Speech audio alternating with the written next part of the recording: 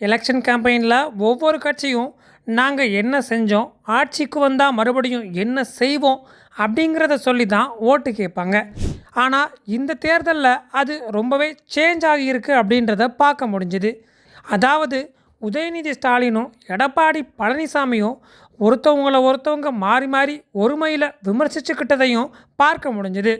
ஒரு கட்சியில் இருக்கக்கூடிய மூன்றாம் கட்ட தலைவர்கள் இது மாதிரி பேசினா கூட மக்கள் கடந்து போயிடுவாங்க. ஆனால் கட்சியின் முகங்களாக பார்க்கக்கூடிய தலைவர்கள் இப்படி பேசினா எப்படி இருக்கும்? அதுதாங்க இந்த எலெக்ஷன் கேம்பெயின்லையும் நடந்துச்சு.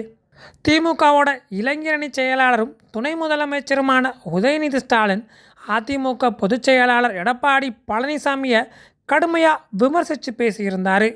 அதாவது காலுக்கு அடியில் ஊர்ந்து செல்லும் நபர் பாதம் தாங்கி பழனிசாமி, முரட்டு அடிமை பழனிசாமி, தவழும் பிராணி என்றெல்லாம் பேசியிருந்தார். இதுக்கு பதிலடி கொடுக்கும் வகையில் பேசின எடப்பாடி பழனிசாமி என்ன சொன்னார் தெரியுமா? நேற்று பேஞ்ச மழையில் இன்னைக்கு முளைச்ச காலம் குதிக்குது அப்படின்னு சொன்னார். உடனே உதயநிதி ஸ்டாலினும் எடப்பாடி பழனிசாமி சசிகலாவின் காலில் விழுந்திருக்கிற புகைப்படத்தை எடுத்துக்காட்டி ஒருத்தரை திட்டும்போது கூட காலுன்ற வார்த்தை வரும்படி தான் திட்டுறாரு. அவருக்கும் காலுக்கும் அவ்வளவு பொருத்தம்.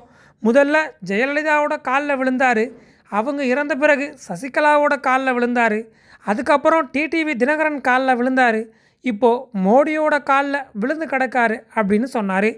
இதுக்கு பதிலடி கொடுத்த எடப்பாடி பழனிசாமி நைட் 2 மணிக்கு உதயநிதி ஒரு இன்ஸ்டாகிராம் பதிவை ரீபோஸ்ட் செய்கிறாரு. யார் காலை தேடியவர் இவ்வாறு செய்தாருன்னு உங்களுக்கு தெரியாதா?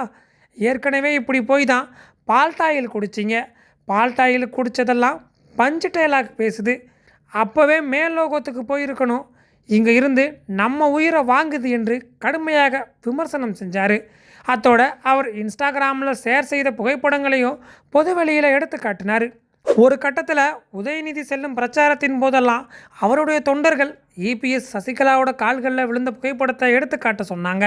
அதே போல் உதயநிதி நடிகையின் புகைப்படத்தை இன்ஸ்டாகிராமில் ஷேர் செய்த ஃபோட்டோக்களை எடப்பாடி பழனிசாமி கிட்ட அவருடைய தொண்டர்கள் எடுத்து காட்ட சொன்னாங்க.